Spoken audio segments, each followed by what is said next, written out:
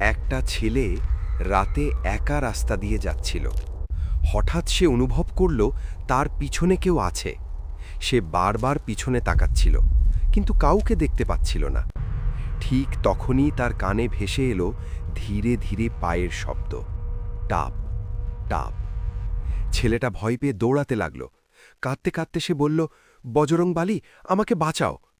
হঠাৎ রাস্তার লাইট নিভে জ্বলে উঠতে লাগল, চারদিকে ঠান্ডা হাওয়া বইতে লাগল।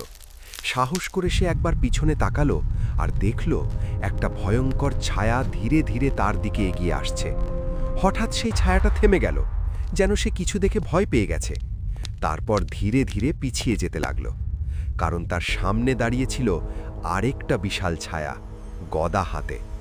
মুহূর্তের মধ্যেই সেই ভয়ঙ্কর ছায়াটা চিৎকার করে অদৃশ্য হয়ে গেল। ছেলেটা পিছনে তাকিয়ে কিছুই দেখতে পেল না। সে শুধু চুপচাপ হাত জোর করে দাঁড়িয়ে রইল।